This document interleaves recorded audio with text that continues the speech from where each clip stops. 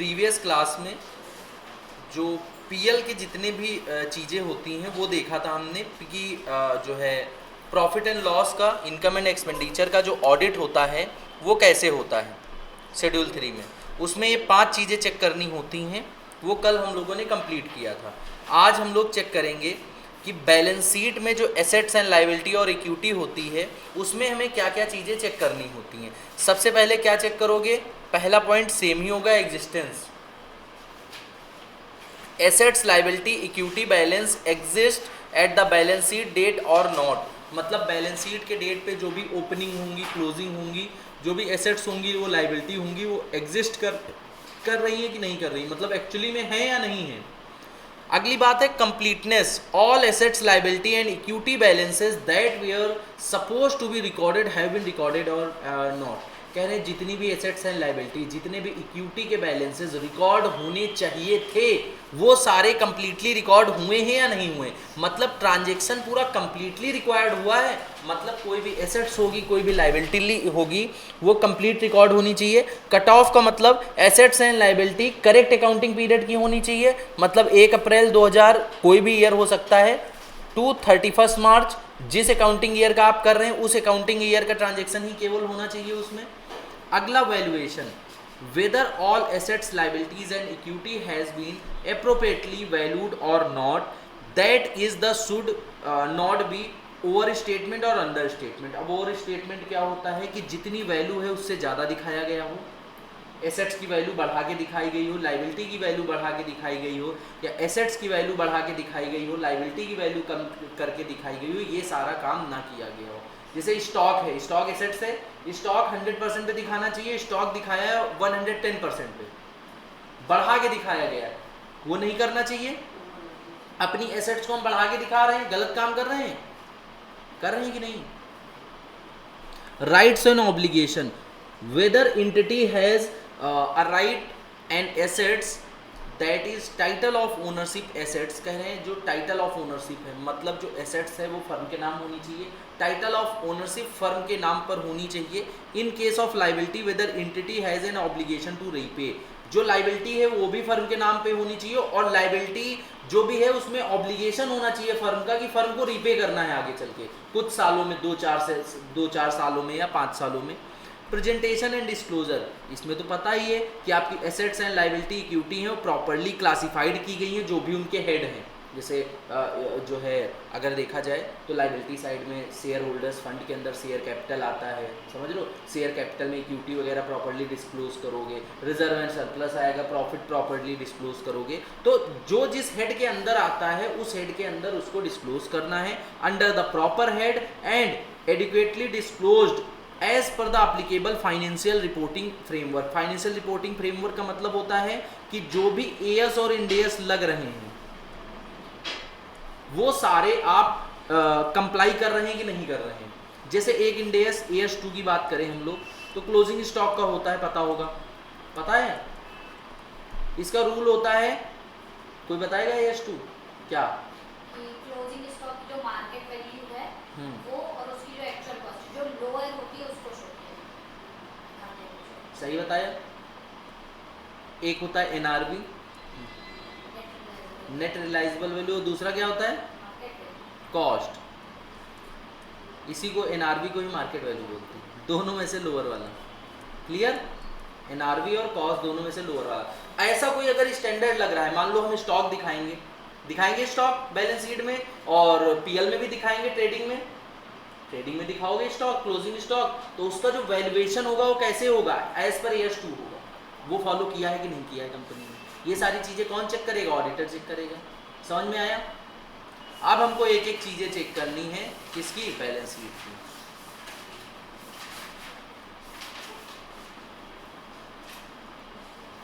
कितना हमने कल हम लोगों ने कितना ज्यादा पढ़ लिया था, देख रहे हो, नीचे जाने में समय लग रहा है।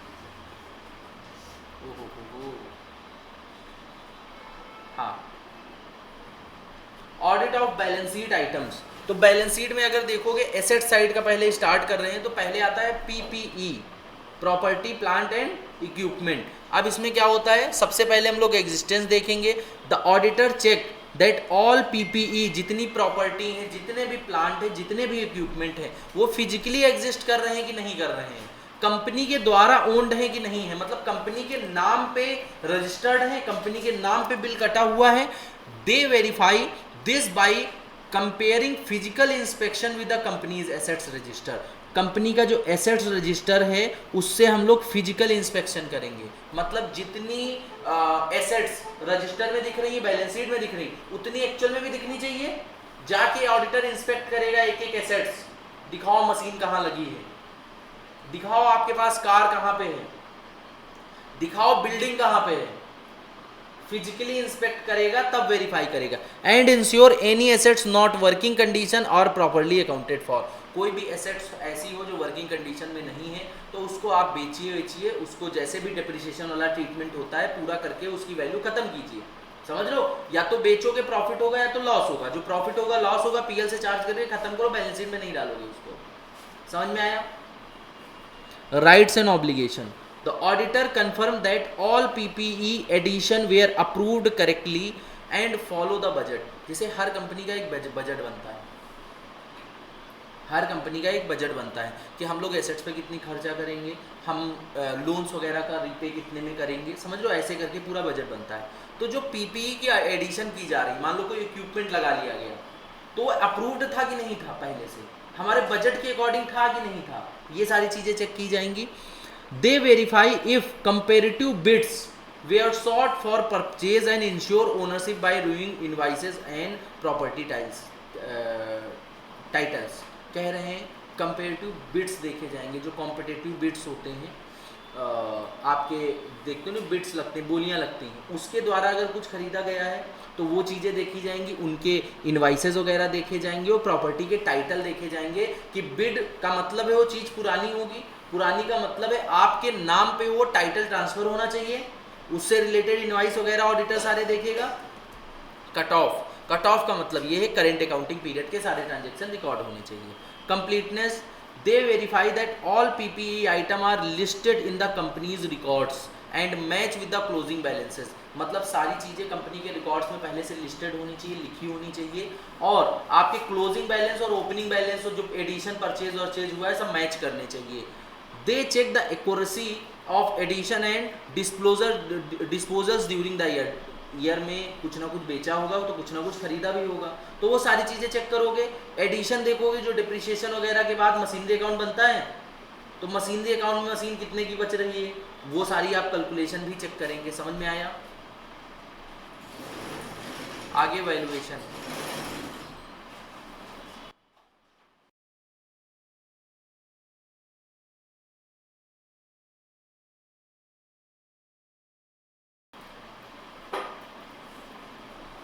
Valuation, the auditor ensured that PPE is recorded at cost minus accumulated depreciation। जो PPE रिकॉर्ड करोगे जो उसकी कॉस्ट होगी माइनस करोगे आज तक का डेप्रिसिएशन, तभी तो इस साल की वैल्यू आएगी कि इतने की एसेट्स बची है।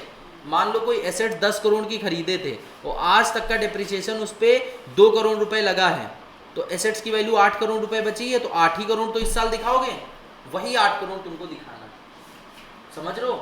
अब मान लो हर साल ये 4 साल हो गए, 50-50 लाख का हो सकता है डेप्रिसिएशन लगता हो 4 साल से। समझ रहे हो? तो एक्यूमुलेटेड डेप्रिसिएशन का मतलब जब से मशीन परचेज हुई है तब से लेके आज तक का जो डेप्रिसिएशन लगा हो उसको हम लोग एक्यूमुलेटेड डेप्रिसिएशन बोलते हैं। समझ में आया? Presentation and disclosure for companies, auditor confirm करता है कि जितनी भी पीपीई हैं करेक्टली डिस्क्लोज की गई है, मतलब कोई छिपी हुई तो नहीं है आपकी बैलेंस शीट में अंदर non current assets. They all ensure all relevant details disclose हुई हैं नोट टू अकाउंट में क्या नहीं है, मतलब नोट टू अकाउंट में बैलेंस शीट के आपकी सारी इंफॉर्मेशन डिस्क्लोज की जानी चाहिए, एक एक हेड सब हेड पूरा डिटेल में नरेशन वगैरह दे के सब लिखा जाना चाहिए। ये आपका पूरा पहला पॉइंट था जिसका नाम था पीपीई, तो उसका ऑडिट हमने बताया, ऑडिट प्रोसीजर। समझ में आया? कोई दिक्कत? एक बार पढ़ लो फिर हम लोग आगे बढ़ते हैं। अगर तुम लोग देखो तो पीएल में खाली 5 पॉइंट पढ़ने हैं, उसी के बेस पे सबका ऑडिट कर देना है। बैलेंस शीट में कितने पढ़ने हैं? 6 पॉइंट, 1 पॉइंट केवल एक्स्ट्रा है, वो पढ़ के सबका ऑडिट कर देना। ये बहुत ज़्यादा याद नहीं कर रहे हैं, समझना है केवल पीपीएम क्या होता है, 6 पॉइंट है, इन्हीं के बेस मान के ऑडिट कर देना। समझ में आया? बाकी जिसकी याद करने की आदत हो उसको हम रोक नहीं पाएंगे, वो रट सकता है, बैठ के याद करे। नहीं होते हैं कुछ बच्चे। ऑडिट याद करने वाली नहीं है, समझ लो, ऑडिट समझने वाली है। आप जितनी बार मल्टीपल टाइम इसको रीड करेंगे उतने आपके कॉन्सेप्ट क्लियर होंगे, नई नई बातें आपको ध्यान में आएंगी क्लास वाली। और अगर सेम डे रिवीजन करते हो, मॉर्निंग में रिवीजन करते हो या इवनिंग में करते हो सेम डे, तो उसका बेनिफिट आपको बहुत ज़्यादा मिलेगा। और अगर आपने 2-3 दिन गैप कर दिया तो क्लास वाली बातें भूल जाओगे, तब रिवाइज करोगे तो तुमको रटना पड़ेगा। जो लोग कहते हैं कि याद नहीं होता है, वो उनके अंदर ये आदत है कि आज वाली क्लास का रिवीजन वो 4 दिन बाद कर रहे होंगे। समझ रहे हो? अगर सेम डे रिवाइज करते हो, पढ़ते हो, तो चीज़ें रिकॉल हो जाती हैं तुरंत। उसके बाद फिर 1-2 दिन बाद रिवाइज कर लो, 1 हफ्ते बाद फिर रिवाइज कर लो, 15 दिन बाद फिर रिवाइज कर लो। देखो कैसे नहीं याद होता एग्जाम तक। होगा या नहीं होगा? ऐसे करते हो?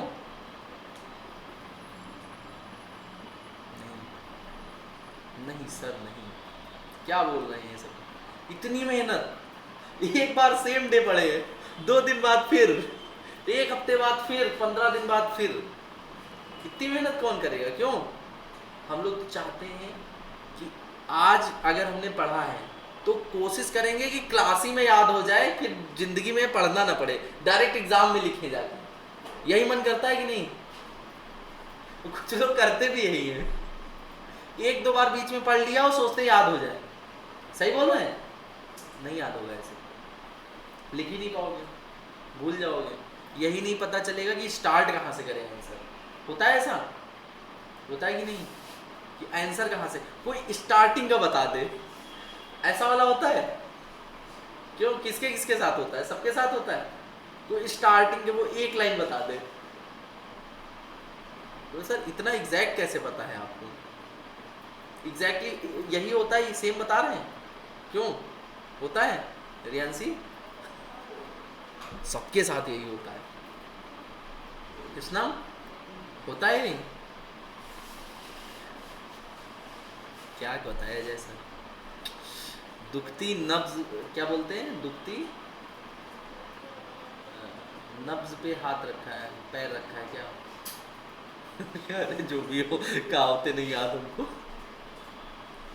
सर दुखती नब्ज पकड़ लिया आपने, है ना? वो है। कृष्णम बताएगा कहावतें। क्यों कृष्णम?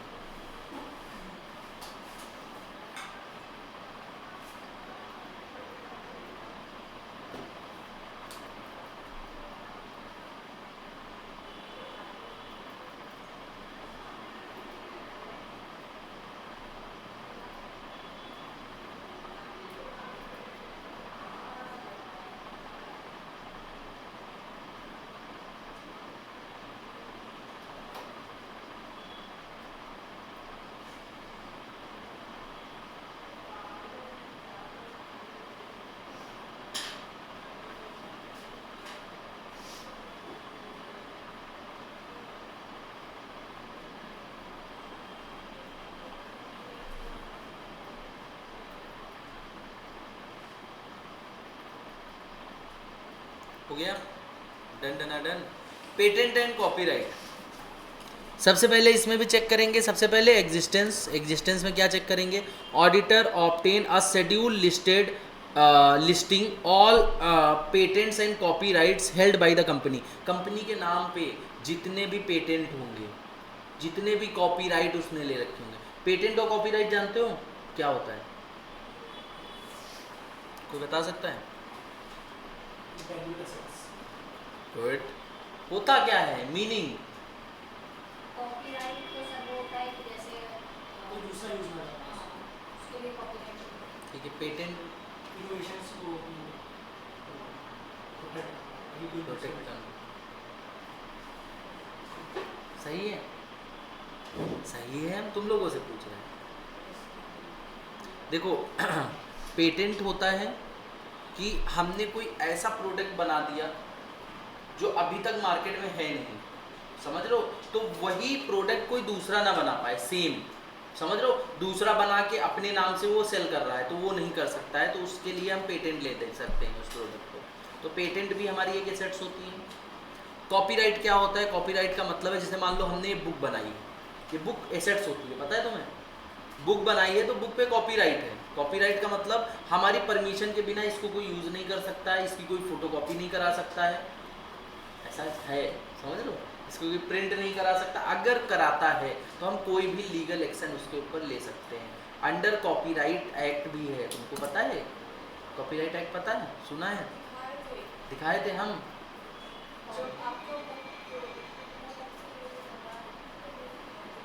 ये देखो,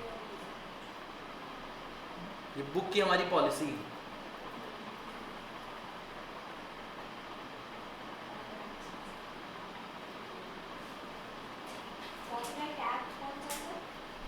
कॉपीराइट एक्ट है,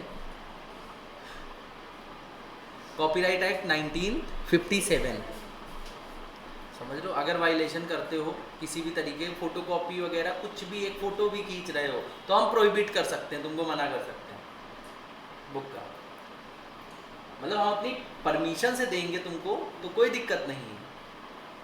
तुम कोई दोस्त को अपने फोटोकॉपी करवा दो, हम उस पर रिस्ट्रिक्शन लगा सकते हैं। हमने अगर देख लिया ये तो हमारा स्टूडेंट नहीं है, इसके पास कॉपी कैसी, समझ लो? जैसे हम एक नया मेथड निकाल रहे थे कि जो है हम हर जो भी बच्चा होगा उसकी बुक पे एक कोड लगा देंगे। कोड इन द सेंस कि इसमें जैसे हम अपना नाम डालते हैं वाटरमार्क वगैरह, उसी वाटरमार्क में कोड जाएगा उसके नाम का। तो अगर किसी दूसरे बच्चे के पास हमको वो बुक मिली तो उस कोड के जरिए पता चल जाएगा कि वो बुक हम लोग किसको दी थी, तो ये पता चल जाएगा कि वो हमको किसको पकड़ना है। आप दो लोगों पे केस कर सकते हो, जैसे समझे अब बात? कितना बढ़िया दिमाग लगाया था हमने, लेकिन इसको हम अप्लाई नहीं किए। एक एक बच्चे को मतलब थोड़ा सा हमारे लिए हेक्टिक हो रहा था कि एक एक बच्चे के लिए हम कोड लगाते हुए ऐसे करके काम करवा रहे हैं, तो इसीलिए हमने नहीं किया, क्योंकि बुक बहुत जाती हैं ऑनलाइन ऑफलाइन, तो एक एक बच्चे के लिए एक एक कोड लगाना थोड़ा सा हेक्टिक वाला काम पड़ रहा था।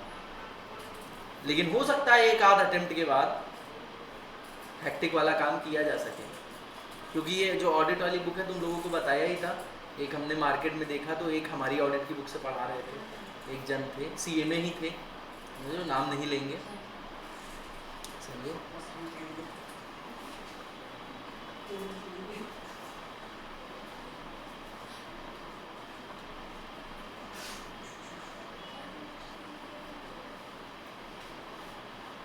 हाँ, तो पेटेंट एंड कॉपीराइट समझ में आया होगा क्या होता है। आगे अगर हम बात करें, held by company physically inspect करेंगे ईच पेटेंट डॉक्यूमेंट्स को।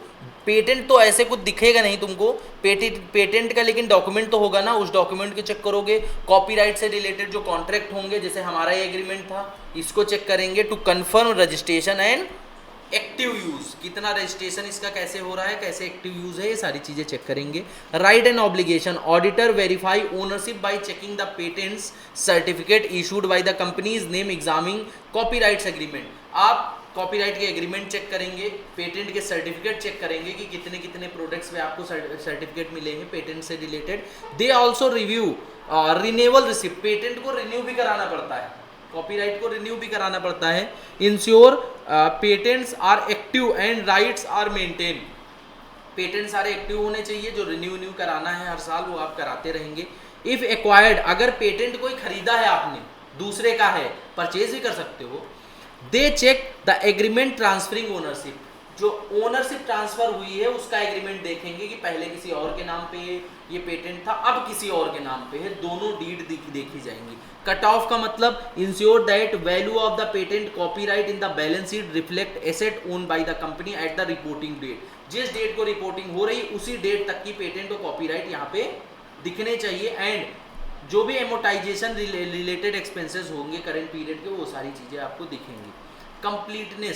कंप्लीटनेस का मतलब ऑडिटर रिव्यू करेगा patent copyright register to ensure all assets and property recorded हुई है कि नहीं हुई है। दे वेरीफाई, कोई भी एडिशन या रिमूवल हुआ है उसकी एक्यूरेसी भी चेक करेंगे, कैलकुलेशन वगैरह चेक करेंगे। Valuation, patents and copyrights are shown cost minus amortization, cost minus amortization जानते हो क्या? इंटेंजिबल एसेट्स पे जो amortization, डिप्रिसिएशन लगता है, tangible assets पे depreciation, intangible होता डिप्रिसिएशन ही, लेकिन नाम अलग है, रिश्ता वही सोच नहीं यही बोला जाएगा ना, रिश्ता तो वही है, हो तो माइनस ही रहा है लेकिन नाम नया है। The auditor checks if amortization rates are appropriate based on the expected benefits period, मतलब जो बेनिफिट पीरियड होते हैं उसके लिए मतलब एक्सपेक्टेड है पहले से। दे इंक्लूड एक्विजिशन कॉस्ट, जो एक्वायर किया गया है पेटेंट उसकी एक्विजिशन कॉस्ट, मतलब इसको कह सकते हो परचेज कॉस्ट, जो पेटेंट वगैरह परचेज किया गया है। एंड रजिस्ट्रेशन फीस, जो पेटेंट वगैरह रजिस्टर्ड किए जाते हैं उसके लिए रजिस्ट्रेशन फीस भी होती है। वैल्यूएशन उसकी की जाएगी, उसी वैल्यू पे लिखी जाएगी। कॉस्ट आर कैपिटलाइज, कैपिटलाइज का मतलब एक हमने बताया था ऊपर पीएल वाले में जो है आया था वर्ड रिकग्नाइज, तो हमने लिखा था वहां पे सो इन पीएल। कैपिटलाइज का मतलब होता है सो इन बैलेंस शीट, ये आईडीटी में हमने पढ़ाया था, याद है? आईटीसी में याद है किसी को? किसको इसको याद है?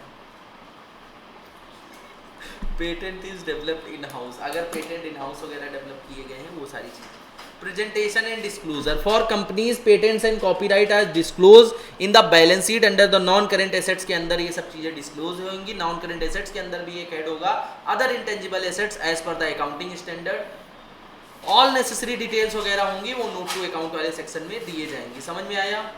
पढ़ लो इसको, कोई दिक्कत हो तो पूछ सकते हो, उसके बाद हम लोग आगे बढ़ेंगे।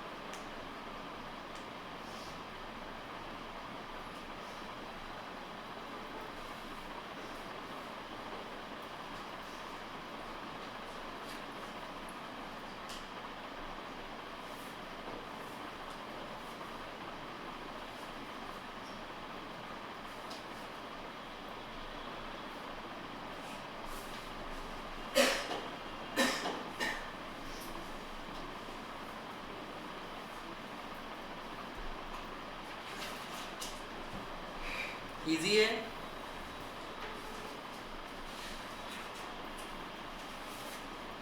अब इन्वेस्टमेंट्स, अच्छा अगर हम बोले कि ये 6 हेडिंगें याद कर लो, बाकी बैलेंस शीट के आइटम्स तो तुम लोगों को पता ही है, अपने मन से लिख लो तो लिख लोगे?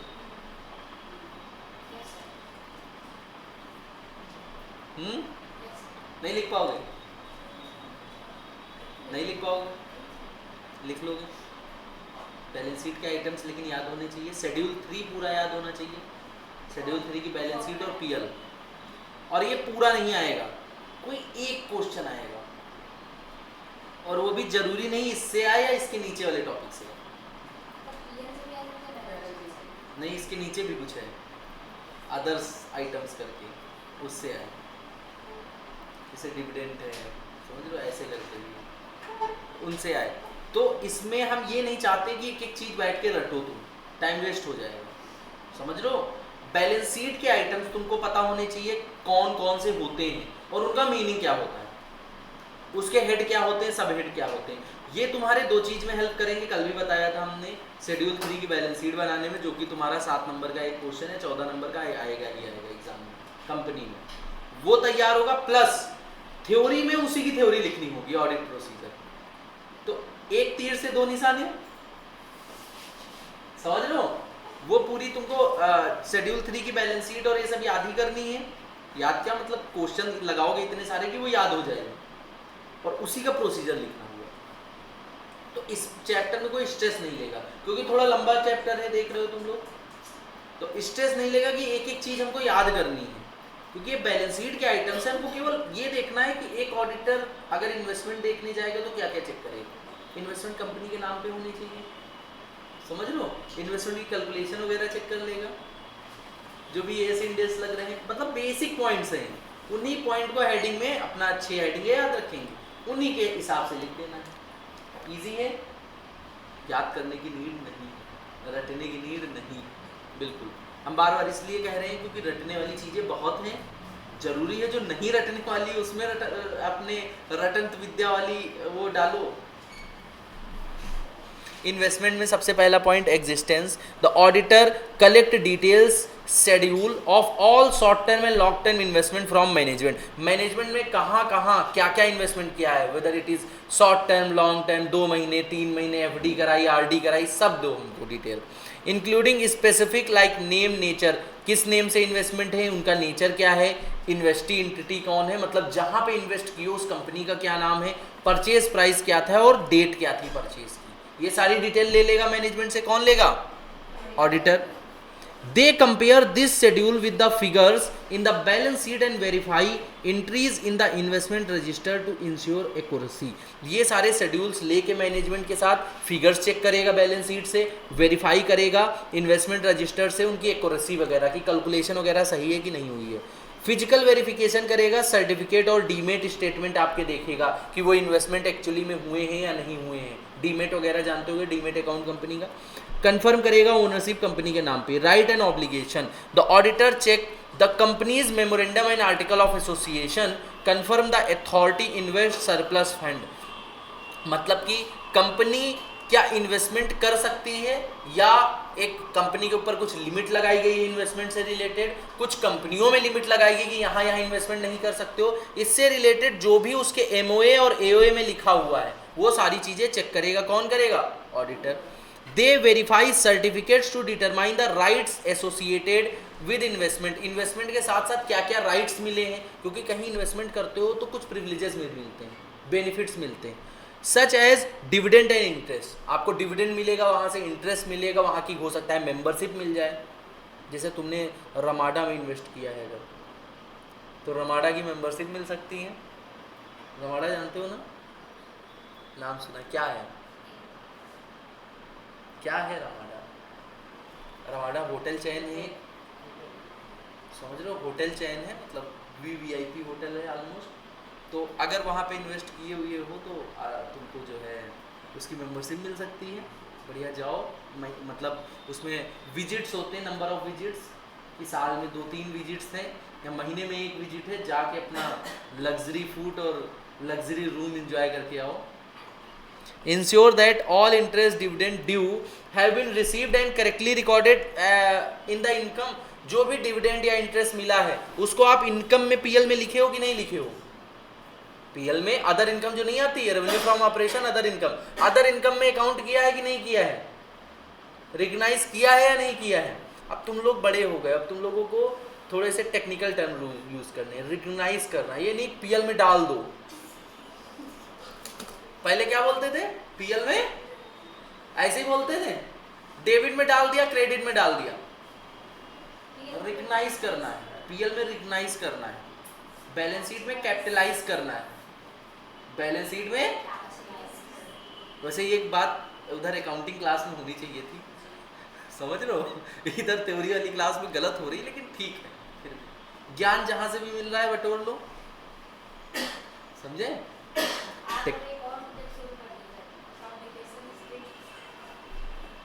हाँ, समय नहीं, इतने में ही हम जो है, इतने में ही कोचिंग में अभी 5 बजेगा हमें, 5 साढ़े 5, उसके बाद फिर इंस्टीट्यूट में क्लास लेने जाना है, समझ लो।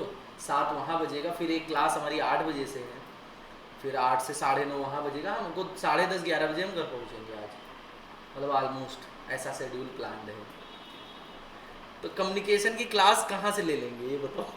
सुबह समय 5 से 6। तुम लोग क्या चाहते हो? सोए ना? हैं? कोई हमको अगर जो है 50 लाख रुपए भी दे तो हम सुबह जो कितने बजे बोला है, 5 बजे, तो 5 बजे क्लास नहीं ले पाएंगे। तुम 50 लाख दे के देख लो, 5 बजे नहीं दे पाएंगे क्लास। समझ रहे हो? हैं? 50 लाख कम है। आपके लिए हम लोग के लिए हम लोग कहे तो 5 रुपए दो सर, 5 रुपए दीजिए, 5 बजे खड़े सुबह। अच्छा इतना नहीं, 50 चलो। हाँ डन। डन। 50 में डन। कह रही सर कल सुबह 5 बजे मिलेंगे, लेकिन 50 लेंगे। समझे? Cut off confirm that value of investment in the balance sheet reflects those owned by the company as per the reporting date। जो भी रिपोर्टिंग डेट है उस डेट में, मतलब उस डेट के दौरान कंपनी ने क्या एक्वायर किया, क्या सेल किया, ये सारी डिटेल होनी चाहिए। Completeness ensure the investment schedule is comprehensive and covered all investment. मतलब इन्वेस्टमेंट की जो शेड्यूल होगा उसमें सारे इन्वेस्टमेंट आपके कवर होने चाहिए, कोई भी इन्वेस्टमेंट इधर उधर बचा हुआ नहीं रहना चाहिए। Verify all transaction in the investment ledger are accurately record. जो भी इन्वेस्टमेंट लेजर्स आपके बने हुए हैं उन लेजर्स में सारी वैल्यू आपकी एक्यूरेटली रिकॉर्डेड होनी चाहिए। Valuation ensure all cost related purchasing investment are capitalize appropriately. मतलब सही वे में उनको बैलेंस शीट में कैपिटलाइज किया गया है। Bonus share received are recorded without addition cost and cost associated with right share are correctly accounted for. Bonus share कोई अगर रिसीव हुए तो उनमें उनकी कॉस्ट ऐड करके नहीं लिखोगे, उनको विदाउट एडिशनल कॉस्ट के केवल बोनस शेयर की वैल्यू लिखी जाएगी। कॉस्ट कोई एसोसिएटेड है राइट शेयर के रिगार्डिंग तो उसको आप प्रॉपर्ली अकाउंटेड करेंगे। उसके बाद pre acquisition dividend are credited in the investment account are not considered in the profit and loss statement. मतलब प्री एक्विजिशन का मतलब, हाँ, कोई अगर पहले वाला डिविडेंड है तो उसको प्रॉफिट एंड लॉस में हम अकाउंट नहीं करेंगे। वो कहाँ जाएगा? बैलेंस शीट में जाएगा। क्योंकि पीएल हमको करंट ईयर का प्रॉफिट दिखाता है। अगर हम पिछले साल का डिविडेंड को एज ए इनकम रिकग्नाइज करेंगे वहाँ पे, तो हमको वो पिछले साल की इनकम रिफ्लेक्ट हो जाएगी। यहाँ पे हमको देखना है, मान लो 1/4 से वो 31/3 का बैलेंस है, तो उसको हम यहाँ नहीं लाएंगे, उसको बैलेंस शीट में रखेंगे। समझ रहे हो? जैसे पिछले साल का जो प्रॉफिट होता है एक्यूमुलेटेड प्रॉफिट, वो बैलेंस शीट में रखोगे रिजर्व एंड सरप्लस में। समझ रहे हो? लेकिन पीएल में थोड़ा ना डाल दोगे कि पिछले साल का प्रॉफिट है। समझ में आया? Validate that the valuation follow relevant accounting standard suitable for all type of investment held. जो भी वैल्यूएशन हुआ है वो जो है अकाउंटिंग स्टैंडर्ड एएस या इंडियस जो लग रहे हैं उनके अकॉर्डिंग होना चाहिए। Presentation and disclosure for companies verify investment are properly disclose in the balance sheet. Non current assets के अंदर और करेंट एसेट्स के अंदर आपका जो है प्रॉपर इन्वेस्टमेंट कैटेगराइज होना चाहिए। Ensure all necessary detail disclose होने चाहिए नोट टू अकाउंट्स में। अच्छा, प्रेजेंटेशन एंड डिस्क्लोजर में यही आएगा हमेशा, किस हेड और किस हेड में जाना है और नोट टू अकाउंट में क्या डिटेल। अब आता है इन्वेंट्रीज या फिर स्टॉक। इसके पहले वाला पढ़ लो।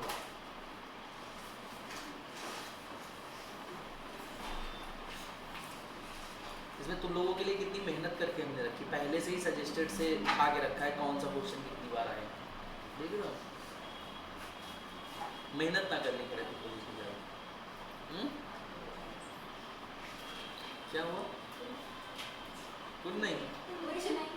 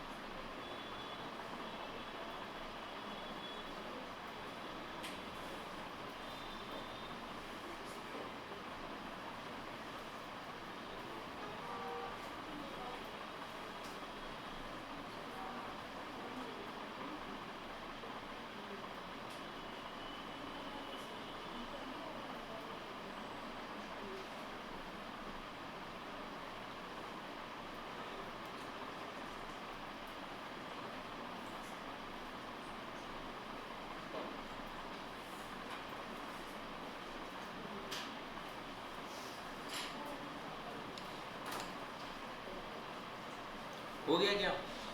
तभी बातें चल रही हैं हम लोगों की। इन्वेंट्रीज या फिर स्टॉक इन ट्रेड। सबसे पहले इन्वेंट्रीज का एग्जिस्टेंस देखोगे। ऑडिटर रिव्यू करेगा client plan for physical inventory verification to ensure properly supervised. सबसे पहले तुम लोग सुने होंगे कि स्टॉक ऑडिट की तरीके फिजिकली वेरीफाई की जाएंगी सारी इन्वेंट्रीज कि जितना आपने लिखा हुआ है जो है एसेट्स में कि इतना स्टॉक हमारे पास है वो एक्चुअल में एग्जिस्ट कर रहा है कि नहीं कर रहा है। They verify that stock count sheet are signed by the responsible officer. जैसे कि कॉस्ट रिकॉर्ड्स वेयर हाउस होता है, कॉस्ट रिकॉर्ड्स वहाँ पे रखे जाते हैं, वहाँ पे कॉस्ट सीट वगैरह बनती है, समझ लो। वहाँ पे स्टॉक वगैरह की प्रॉपर कैलकुलेशन होती है कि कितना इनफ्लो है, कितना आउटफ्लो है, कितना परचेज करके आया है, कितना हमारे वेयर हाउस से एक एक करके निकल रहा है। काफ़ी सारे CMAs बड़ी बड़ी कंपनियों के जो मैन्युफैक्चरिंग सेक्टर होते हैं वहाँ पे वेयर हाउस संभालने के लिए लगाए जाते हैं। पता है तुम्हें? लाखों रुपए का पैकेज होता है उसका, समझ लो, इन्वेंट्री मैनेज करने का। उनका काम क्या होता है कि इन्वेंट्री कितनी निकली है वो तुमको कैलकुलेट करनी है। जैसे मटेरियल चैप्टर पढ़े थे ग्रुप 1 में, पढ़े थे फीफो लीफो ये सब मेथड, लास्ट में जो बड़ा सा चार्ट बनता है, याद आया कुछ? क्या चीज? बहुत टफ था, लेंदी था, टफ नहीं था, लेंदी था, ठीक है। तो फीफो लीफो ऐसे मेथड होते हैं, तो वो मेथड एक CMA ही प्रिपेयर करेगा, ये सब पढ़ के आए हो, CA करेगा, कॉस्ट वो भी पढ़ता है, समझ लो। लेकिन मोस्टली जो स्पेशलिस्ट होते हैं वो CMAs होते हैं ये सब काम करने के लिए। तो अच्छा लगा सुन के, हैं?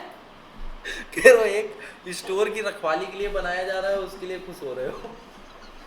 अरे मजाक कर रहे हैं। रिस्पॉन्सिबल ऑफिसर जो होगा, रिस्पॉन्सिबल ऑफिसर मतलब जो भी वहाँ पे CA CMA होगा उसके साइन होने चाहिए, या फिर जो भी अकाउंटेंट होगा उसके साइन होने चाहिए उस सीट पे। Inventory counts are counted either at the year end या फिर पीरियोडिक सिस्टम हो सकता है, इंटरिम डेट जैसे 3 महीने, 6 महीने, 4 महीने, कुछ भी एज पर कंपनी वो अपने हिसाब से परपेचुअल सिस्टम रख सकता है, समझ रहे हो? Clear? The auditor confirm any inventory held at public warehouse और विद थर्ड पार्टी। मतलब पब्लिक वेयर हाउस या अपना वेयर हाउस या फिर किसी थर्ड पार्टी रेंटेड जगह पे कहीं भी रख सकती है। वो कौन डिसाइड करेगा? Right and obligation. They verify purchase record again invoices, purchase order, PO जिसको बोलते हैं, परचेज ऑर्डर, कि ये अगर आपने 200 यूनिट अगर परचेज की तो इसके पीछे का ऑर्डर कहाँ है? Purchase order. कंपनी के जो हाई अथॉरिटीज है उन्होंने अप्रूव किया था इसको कि अपनी मर्जी से परचेज करके रख लीजिए। And goods received note to confirm ownership. Good receive note होना चाहिए कि आपके पास एक्चुअल में गुड्स रिसीव हुआ है आपको। Review consignment agreement and collateral agreement. कह रहे हैं कंसाइनमेंट आपने कितना माल अपने जो है एजेंट वगैरह को भेजा है बेचने के लिए, क्योंकि काफ़ी माल होगा जो मार्केट में होगा, आपका गोदाउन में होगा और कुछ मार्केट में होगा जो बिका नहीं होगा, सर्कुलेट कर रहा होगा, किसी किस छोटे छोटे वेयर हाउस दुकानों पे होगा, वो भी तो पता होना चाहिए। तो वो कैसे पता चलेगा? हम जो कंसाइनमेंट पे भेज रहे हैं कि एजेंट को माल, वो एजेंट से पता चल जाएगा कि हमारे पास वहाँ कितना वेरिफिकेशन है। Understand term affecting inventories, obtain confirmation from the third parties holding inventory on the behalf of the client. Client के बिहाफ पे कौन इन्वेंट्री होल्ड कर रहा है? एजेंट कर रहा है, एजेंट से कंफर्म करो। एजेंट कह रहा है हमारे पास 200 डिब्बे हैं, आ रहे हैं देखने, समझ रहे हो, आ रहे हैं चेक करने। अब मान लो हमारे 100 एजेंट हैं, 100 में से 10 के यहाँ पहुंच गए, या हमने अपने आर्टिकल भेज दिए, यही तो होता है, हमने अपनी सेना भेज दी। CA CMA की सेना कौन होती है? आर्टिकल्स। हमने उनको भेज दिया, जाओ चेक करके आओ, वो लोग चेक करके हमें बताएंगे। तुम लोग जो आर्टिकलशिप करते हो यही तो सीखते हो, ये सब यही भेजे जाते हो कि ऑडिट करके आओ। एक कोई थोड़ा एक्सपीरियंस वाला बंदा होता है तुम्हारे साथ, और कुछ लोग नए होते हैं। एक एक्सपीरियंस वो होता है जो 10-15 बार ऑडिट पे जा चुका हो, वो तुमको बताएगा कैसे करना है, क्या करना है। जब तुम एक्सपीरियंस हो जाओगे तुम दूसरों को बताओगे। प्रोसेस है, cut off. Ensure that the inventory values in the balance sheet reflects item owned by the company as per the reporting date. जो रिपोर्टिंग डेट है उस डेट में बैलेंस शीट में जो आइटम रिफ्लेक्ट कर रहे हो कंपनी ने एक्चुअल में ओन्ड किए हो, क्लियर। कंप्लीटनेस का मतलब जानते हो, हमको कंडक्ट करना है analytical procedure to deduct any unusual inventory pattern. कोई अनयूजुअल इन्वेंट्री पैटर्न तो नहीं है। अनयूजुअल इन्वेंट्री पैटर्न का मतलब है कि स्टॉक हम गलत तरीके से कोई दिखा रहे हैं, समझ लो, गलत तरीके से मतलब बुक्स पे दिख रही है लेकिन एक्चुअल में नहीं है, समझ लो। या फिर ऐसा हो सकता है कि इन्वेंट्री जो है निकाल के बेच दी जाती है लेकिन बुक्स पे वही सेम हमारा रिकॉर्डेड है पहले की तरीके, और जब मान लीजिए कोई वेरिफिकेशन होने वाला होता है तब वो इन्वेंट्री फिर से लाके रख दी जाती है, क्योंकि परचेज करोगे, नया मंगाओगे, तो वैसे करके कुछ अनयूजुअल उसको लगे कि मतलब कहीं ना कहीं से सेट ऑफ की जा रही है चीजें। ऐसा अगर कुछ पैटर्न लगा ऑडिटर को तो वो चेक कर सकता है। Cross check non financial data like weight कर सकता है, मेजर कर सकता है against the physical verification report. कुछ आटे दाल की बोरी वोरी हुई समझ लो, तो उनका वेट भी कुछ सैंपल के तरीके कि एक बोरी का वेट कितना है। हो सकता है वेट में तुम लोग कटौती कर रहे हो, 50 किलो वाली बोरी में अगर एक बोरी में 200-200 ग्राम कम देने लगे तो लाखों का प्रॉफिट हो जाएगा, महीने का हो जाएगा। तो ये सारी चीज़ें भी फिजिकली वेरीफाई होती हैं ऑडिटर के द्वारा। Perform purchase and sale cut off test to prevent misappropriation near year end. जो कट ऑफ टेस्ट होते हैं इनके कितना मतलब वेट वगैरह है, इस टाइप की चीज़ें चेक करते हैं हम लोग। Verify inventory held by customer, customer के पास, ब्रांचेस के पास और कंसाइनीज के पास कितनी हमारी इन्वेंट्रीज हैं, कितनी इनकरेक्टली इंक्लूडेड है, कितनी हम लोग भूल चुके हैं, सारी चीज़ें रिकंसाइल करते हैं। Physical inventory count with the perpetual records, perpetual का मतलब जितनी बुक्स में लिखी हुई हैं उनको हम फिजिकल वेरिफिकेशन से क्लोजिंग स्टॉक और एडजस्टमेंट वगैरह करके, जैसे हम लोग ओपनिंग होता है, ओपनिंग में परचेज हम वगैरह ऐड करते हैं, माइनस करते हैं क्लोजिंग, तो हम लोग चेक करेंगे ये सारी चीज़ें कि एक्यूरेट आ रहा है कि नहीं आ रहा है। फिर वैल्यूएशन, देखो आ गया evaluate method using LIFO FIFO weighted average, group 1 आ गया क्यों, for issuing inventory to determine appropriateness. Check raw material values based on purchase cost, transportation cost, duties paid, market price, lower of cost और NRV is used. जो closing stock करोगे AS2 लगता है इस पे, कॉस्ट और NRV whichever is lower. Value work in progress, कितनी value हमारे पास, कितना स्टॉक है जो WIP है वर्क इन प्रोग्रेस में, वो सारी चीजें दिखाओगे। डायरेक्ट वाला कितना है, इनडायरेक्ट कॉस्ट वाला कितना है। Ensure finish goods, finish goods कितने हैं वो सब आप चीजें देखोगे।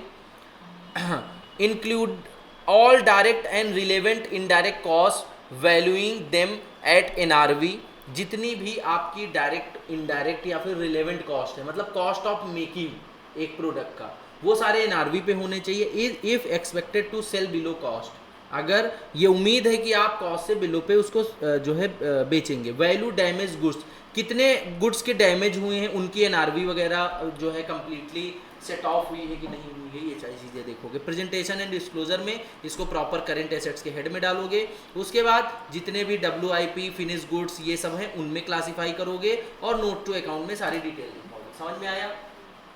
स्टॉक वाला तो आ गया होगा, एक बार पढ़ लो, समझ लो, कोई दिक्कत हो तो पूछ लो। बड़ा था ये,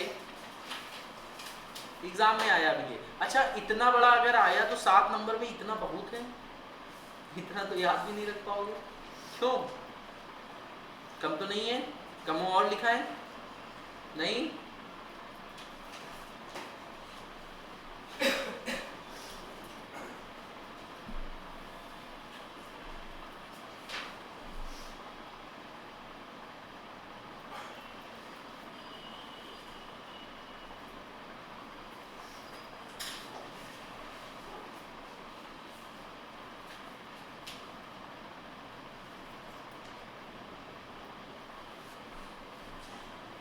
तुम लोग ग्रुप 2 दे लो, ग्रुप 2 के बाद तुम लोग जब फाइनल दोगे तो इस सिलेबस से नहीं दोगे, अगले सिलेबस से दोगे, तुम्हारा सिलेबस चेंज हो जाएगा। पता है? सर डरा रहे हैं, और टफ हो जाएगा। सिलेबस चेंज हर 4 साल में होता है, पता है? नहीं पता है? हर 4 साल में CMA का सिलेबस चेंज होता है। 2022 में हुआ था, क्या चल रहा है? 4 साल हो गए, चेंज होने वाला है, ठीक है। तो 2027 से जो एग्जाम होंगे वो न्यू सिलेबस के होने लगेंगे, इसी के बाद के कुछ ऐसा करना। समझे। तो 2027 के, अब न्यू सिलेबस का सबसे बड़ा एक ड्रॉबैक है, कोई सजेस्टेड नहीं होता है। अभी से शुरुआत होगी, क्या हम खड़े रहेंगे। तुम ही लोगों से शुरुआत होगी हाँ, इसमें। easy भी आ सकता है। सर एक जो पिछली बार का पहला अटेम्प्ट था, हम डरा नहीं रहे हैं, ये बात इस रूम से बाहर नहीं जानी चाहिए, ये बात याद रखना, डरा नहीं रहे। जो जुलाई 2023 जून का जो पहला अटेम्प्ट था न्यू सिलेबस का, तो इतना टफ आया था कि फाइनल का सिलेबस जो 8, 10, 11% जाता है वो 2% गया था सिर्फ। लखनऊ में 25 बच्चों ने पेपर दिया था, एक भी बच्चा पास नहीं हुआ था फाइनल में, ग्रुप 3 में। पेपर टफ आया था काफी। डरा दिया सर आपने, बस हो गया काम, डरा दिया ना सर। हम तो बनने की सोच रहे थे इसलिए में। नहीं, बन जाओगे, हम लोग हैं तो।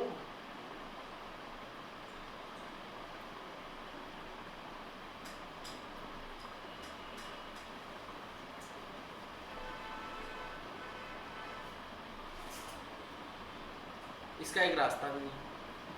देखो मुंडिया उठ गई। हम रिएक्शन देख रहे थे। वो रास्ता तब खुलेगा जब ग्रुप 2 तुम्हारा क्लास आपकी कितनी बजे तक होगी? क्लास आधे घंटे में। क्या बोल रहे थे? वो रास्ता तब खुलेगा जब तुम जो है क्या बोलते हैं, इसी अटेम्प्ट में ग्रुप 2 पास कर दोगे, तो रास्ता हम बताएंगे, समझ गए। उससे पहले कोई रास्ता पूछेगा नहीं हमसे। क्लियर? वो केवल अपने बच्चों के लिए होगा, कॉमर्स ग्रुप वाले।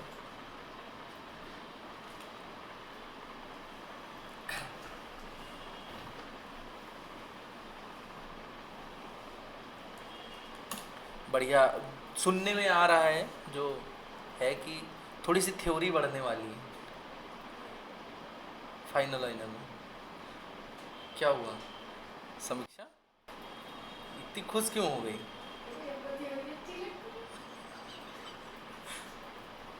और थ्योरी भी वो नॉर्मल थ्योरी नहीं बढ़ेगी, एआई वगैरह वाली जो थ्योरी होती है थोड़ी सी वो बढ़ेगी, थोड़ी सी टेक्निकल होती है, जैसे बीडीए की थ्योरी है, उस टाइप की थ्योरी बढ़ेगी थोड़ी सी। क्या हुआ? थ्योरी होती है कोई भी हो। हमको वैसे अच्छी लगी। मतलब हमारा काम बढ़ने वाला है, नए नए सब्जेक्ट आएंगे, पढ़ाने में मजा आएगा, नई नई बुकें बनेंगी, है नहीं?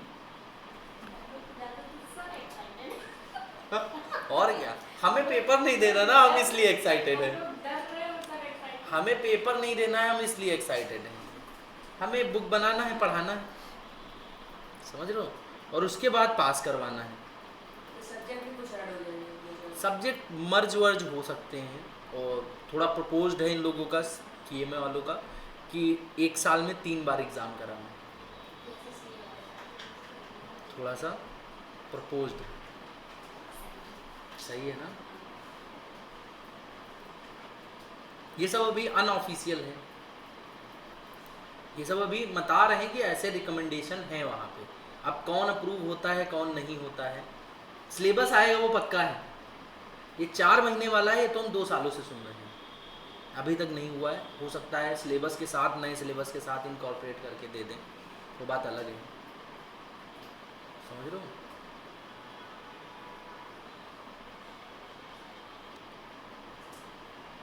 देखते हैं,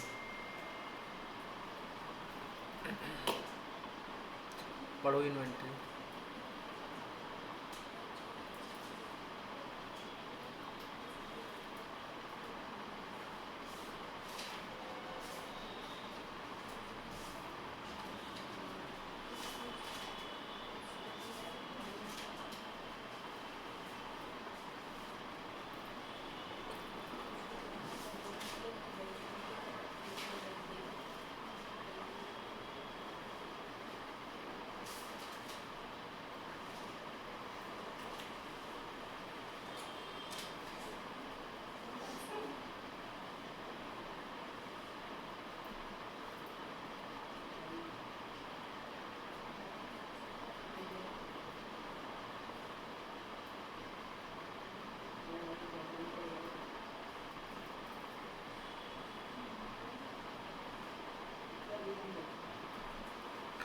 हो गया। आगे हम लोग देखें loan.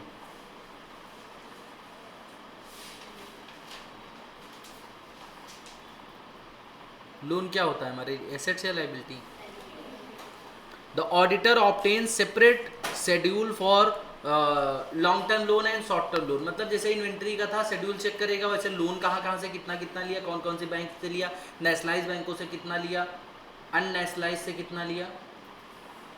That verify if these balances match with the ledger amount. तुमको पता है कि अगर तुम नेशनलाइज बैंक से लोन लेते हो तो तुम्हारे जो है आगे की फाइनेंशियल ग्रोथ के लिए अच्छा रहता है? नहीं पता? अगर तुम नेशनलाइज बैंक से लोन लेते हो, जैसे कि यूनियन बैंक हो गया, देना बैंक हो गया, मतलब बैंक ऑफ बड़ौदा हो गया, ये सब जितने भी गवर्नमेंटेड बैंक हैं, इनसे अगर लोन लेते हो तो आपकी एक सिविल बनती है, गुडविल बनती है कि गवर्नमेंट ने आपको अप्रूव किया है लोन के लिए। गवर्नमेंट चेक करती है आपके सारे डॉक्यूमेंट्स, समझ लो। तो कभी फर्दर लोन या फाइनेंशियल कोई भी असिस्टेंस या हेल्प चाहिए होती है तो इतने वेरिफिकेशंस नहीं होते, समझ रहे हो। पहले वाला लोन क्लियर्ड है, ठीक, ले जाओ। समझ में आया बात? एक बार केवल वेरिफिकेशन होगा पहली बार में, दूसरी बार में केवल ये देखा जाएगा कि लोन आपके क्लियर्ड है, सेटल्ड है प्रॉपर। और सेटल्ड का मतलब ये नहीं है कि आपने खींचतान के सेटल किया, होता नहीं कि लोन का पेमेंट नहीं किया कुछ सालों तक, फिर आके एकदम से पेमेंट कर दिया, सेटल करवाया उसको, वो नहीं कर। अगर वो करे होगे तुमको लोन नहीं देगी बैंक दोबारा। मान लो हमने तुमको पैसे दिए और हम तुमसे मांग रहे हैं, फोन नहीं उठा रहे हो,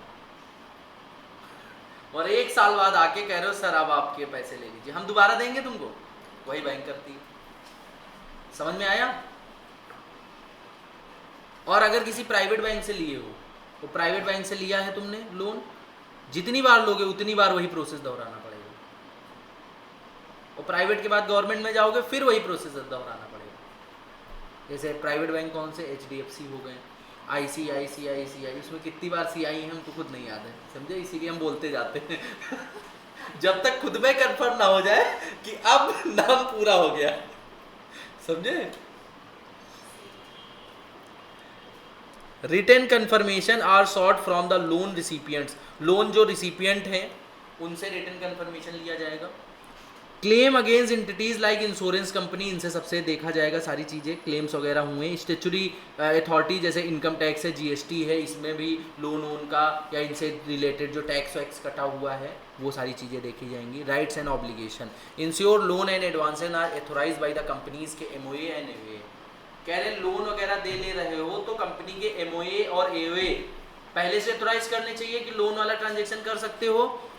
scrutinise related party transaction with extra cost. कह रहे हैं कि कोई ऐसा तो नहीं कि अपने डायरेक्टर कोई है अपने घर वाले को लोन दिए दे रहा है कम इंटरेस्ट पे, तो ऐसा नहीं कर सकते हो। For secured land review mortgage deed, जो सिक्योर्ड लोन है, मॉर्टेज वगैरह क्या रखे हो लोन के बदले में, वो सब चीजें देखोगे, टर्म्स एंड कंडीशन देखोगे। Verified deduction from employees salary वगैरह की जो डिडक्शन है, एडवांस है, ग्रांट है, ये सारी चीजें देखोगे।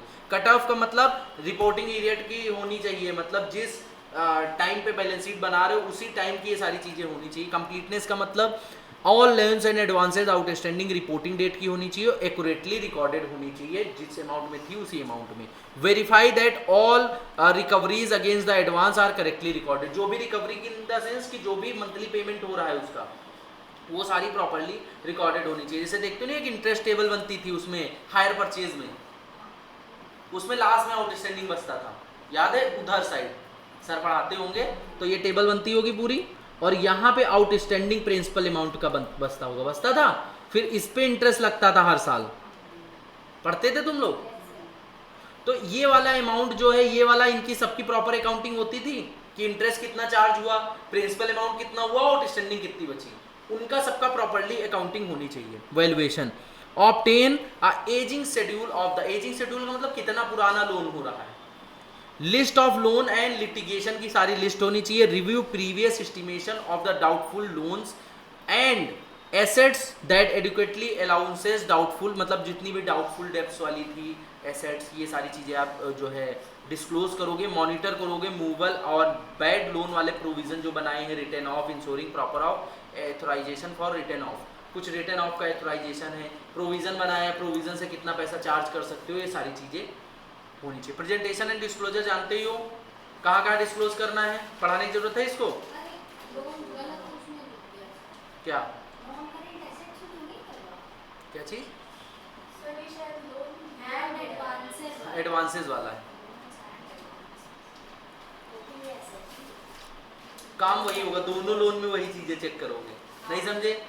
लोन ये वाला हो चाहे लाइबिलिटी वाला हो चाहे एसेट्स वाला हो, दोनों में सेम चीजें। अगर तुम्हारे एग्जाम में कोई भी आ जाए लोन, सेम लिख के आ जाओगे, कोई दिक्कत नहीं, खाली प्रेजेंटेशन डिस्क्लोजर में हेड चेंज कर देना बस। तब बढ़िया बता दिया आपने, जुगाड़।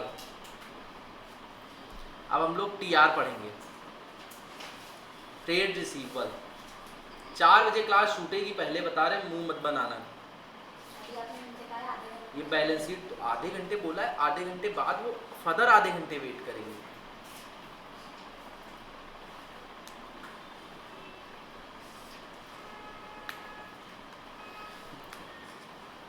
तो सर इतना तगड़ा आधा घंटा आपने दिया उनको।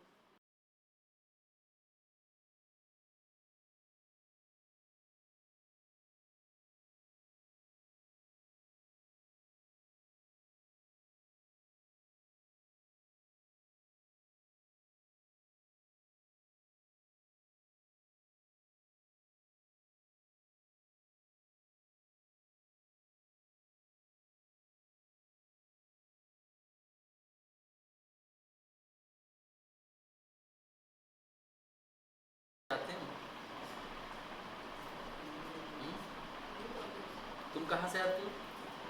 तुमसे ज्यादा दूर से हम आते हैं। कितनी दूर है आपके घर यहाँ से? यहाँ से कितनी दूर है? 10 किलोमीटर। Correct 10 kilometre. 9.9। मेरा मैप चल रहा है। तो तुम्हारा कम है ना थोड़ा सा, 9.9। 100 मीटर कम है तुम्हारा। पहले घर थोड़ा सा खिसकुआओ, जैसे 3 मंजिल ऊपर है तो हम पैदल चलते हैं। तब हमसे मंजिल का वो वही नहीं। तो मंजिल ऊपर है। आप ज़्यादा दूर से आते हैं। है ना, आप जीत गए। मानना पड़ेगा। क्या कोई और है जो हमसे दूर से आता हो? नहीं। कहाँ से उन्नति?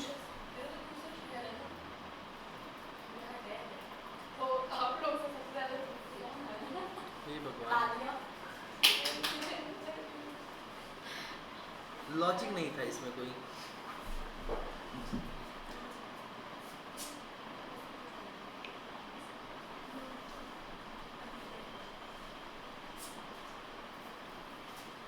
ट्रेड रिसीवेबल, जिनको हम लोग प्यार से डेटर्स भी बोलते हैं, लेकिन इनका टेक्निकल नाम ट्रेड रिसीवेबल ही है। अब डेटर्स में क्या क्या चेक करोगे? ऑब्टेन शेड्यूल ऑफ डेटर, सब में वही चीज आ रही है। साइन बाय रिस्पॉन्सिबल पर्सन, जिसने डेटर वगैरह बनाई है। चेक को क्रॉस लिस्ट करोगे, किससे? जो लेजर अकाउंट बने होंगे, इंडिविजुअल डेटर अकाउंट से। पर्सनली एग्जामिन करोगे, रिकॉर्ड्स को वेरीफाई करोगे, वैलिडिटी, एक्यूरेसी एंड रिकवरेबिलिटी, मतलब कब रिकवर हो जाएंगे। रिसीवेबल बैलेंस इनका कितना है, मतलब कितना पैसा हमको लेना है। Compare the schedule with the ledger accounts, ledger account और पेइंग अटेंशन, एज डेप्ट कितने पुरानी हमारे, जैसे देखते हो बैलेंस शीट जब शेड्यूल 3 वाली बनती है तो डेटर बनते हैं more than 1 year, more than 6 months, more than 2 year, ऐसे करके बनते हैं। क्रेडिट टर्म्स क्या थी इनकी? प्रॉपर डॉक्यूमेंट्स ट्रांसफर के हैं या नहीं है। Right and obligation, ensure the company has legitimate claim for the amounts listed as trade receivable, जितने भी रिसीवेबल उनके पास लीगल क्लेम होने चाहिए कि अगर पैसा नहीं दिया तो हम क्लेम कर सकते हैं। Receive bills and notes receivable to confirm legal ownership by the company, मतलब बिल वगैरह रिव्यू कर सकते हैं। रिसीवेबल लीगल ओनरशिप मतलब कंपनी के पास ही होनी चाहिए। रिसीवेबल के कट ऑफ का मतलब करंट अकाउंटिंग पीरियड के होने चाहिए। कंप्लीटनेस का मतलब कंप्लीट होने चाहिए trade receivable. Confirm inclusion of all debtor and receivable, जितना भी पैसा रिसीव होना है डेटर वगैरह से वो सारा लिखा होना चाहिए। Obtain debtor confirmation in case of dispute, अगर कोई डिस्प्यूट वगैरह है डेटर का कंफर्मेशन पता करोगे कि पैसा मिलेगा कि नहीं मिलेगा। Review relevant document such as court order, debtor insolvent हो गया, correspondence regarding to by bad debts, मतलब मान लो कोर्ट का कोई ऑर्डर आया, आप पैसा ये लोग नहीं दे पाएंगे, बैड डेट्स हो गया, इंसॉल्वेंट हो गया डेटर, ये सारी चीज़ें। Verify subsequent realization to ensure accuracy, मतलब उसके बाद कोई रियलाइजेशन हो पाया, वैल्यूएशन करोगे, हाँ, कि जितने भी बैड डेप्स हैं कंपेयर करोगे प्रोविजन से, मतलब बैड डेप्स विद प्रोविजन से उनको सेट ऑफ करने की कोशिश करोगे, वेरीफाई कैलकुलेशन डिस्काउंट वगैरह ये सारी चीज़ें करोगे। Examine records of bad debts written off, कितने बैड डेप्स आपके रिटर्न ऑफ हुए हैं। उसके बाद प्रेजेंटेशन एंड डिस्क्लोजर में पार्ट शेड्यूल 3 के पार्ट 1 में ट्रेड रिसीवल में ये चीज़ें डिस्क्लोज की जाएंगी, नोट्स अकाउंट में डिटेल जाएगी। इसमें गुड इम्पेयर्ड एंड सिक्योर्ड वाले हेड में सब क्लासीफाई करके लिखा जाएगा, मोर देन 1 ईयर वाले, मोर देन 6 मंथ्स वाले, ये सारी चीज़ें हैं। एक बार पढ़ लो इसको, उसके बाद हम लोग आगे बढ़ते हैं। सर impaired debtors कौन से होते हैं? Impaired, इम्पेयर्ड डेटर्स कहाँ पे लिखा हुआ है? ये unsecured, good और impaired। हाँ, गुड का मतलब हुआ है ऐसे डेटर जिनसे हमको पैसा मिलने वाला है, इम्पेयर्ड का मतलब जिनसे पैसा हमारा मरने वाला है, मतलब नहीं मिलेगा, ये समझ लो।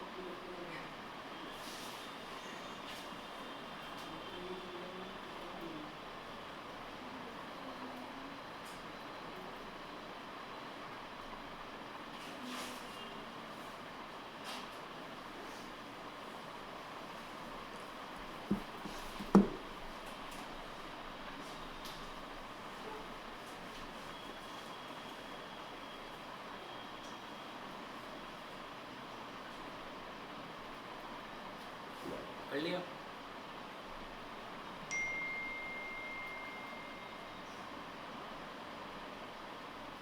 Cash and cash equivalents.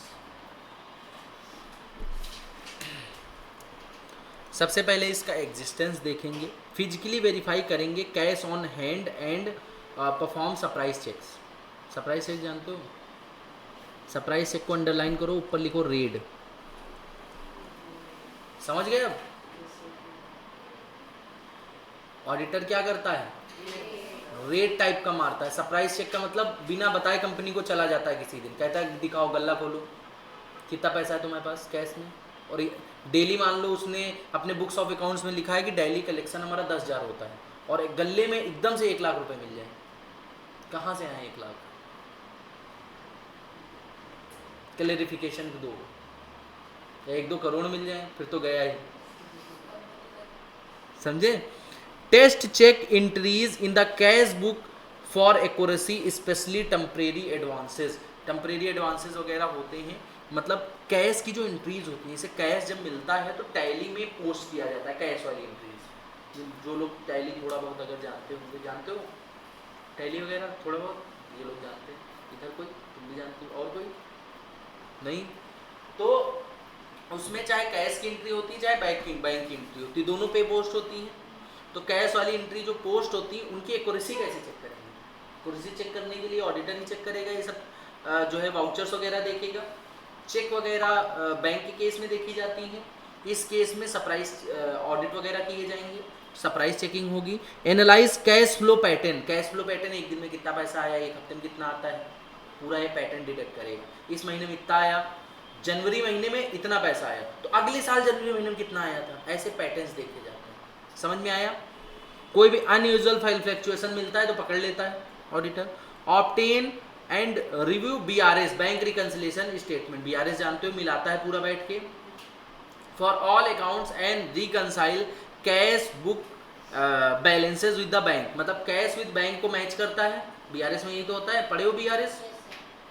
कहाँ पे पढ़े थे? फाउंडेशन में भी था, इंटर में भी था। BRS अभी अमित सर ने पढ़ाया अकाउंट्स में, पढ़ा दिया? अभी नहीं पढ़ा, एफए में FA में पढ़ा दिया, इधर FA से पूछ रहा हूँ। Confirm bank balances directly with bank in writing, मतलब बैंक बैलेंसेस में बैंक में राइटिंग में क्या क्या है आपके पास वो चीज़ें चेक करेंगे। Right and obligation. Verify all deposits under the companies name and examine bank confirmation and certificate of deposit.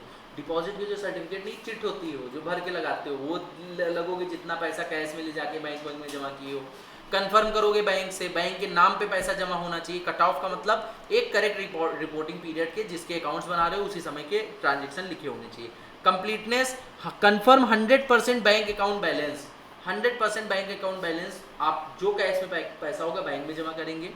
Included all cash in hand and total cash balance, मतलब बैंक वाले बैलेंस में बैंक और cash जितना आपके पास है वो दोनों जोड़ के कैश या बैंक दोनों बोले जाते हैं, कैश एंड बैंक ऐसे करके, समझ रहे हो? Valuation, restate bank balances in foreign currency using the exchange rate relating in the reporting date. कह रहे हैं कोई भी वैल्यूएट करोगे, कोई भी अगर बाहर कंट्री में आपका कोई बिजनेसेस है उससे कोई फॉरेन करेंसी मिलती है तो उसको एक्सचेंज रेट में कन्वर्ट करके यहाँ के वो रुपया देखा जाएगा। प्रेजेंटेशन एंड डिस्क्लोजर जानते ही हो, रिलेवेंट अकाउंटिंग स्टैंडर्ड्स फॉलो हो रहे हैं, कैश एंड कैश इक्विवेलेंट में लिख रहे हो कि नहीं लिख रहे हो, ये सब चीज़ें चेक करोगे। समझ में आया? तो यहाँ से हमारी बैलेंस शीट की आइटम्स खत्म होती है। बैलेंस शीट की मतलब एसेट साइड की आइटम्स। अभी लाइबिलिटी बात, एसेट जल्दी खत्म हो जाती है, लाइबिलिटी खत्म होने में समय लगता है। हम टॉपिक की बात कर रहे हैं, तुम लोग रियल लाइफ में चले गए।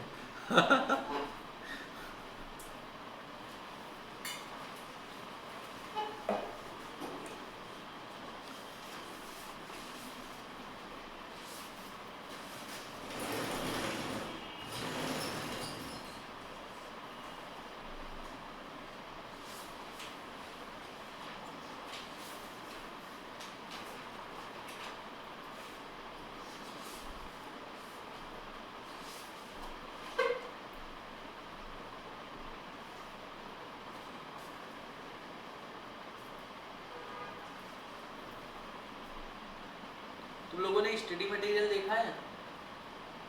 हमने कहा था एक बार देख लेना, नहीं मानी ना तुम लोगों ने बात?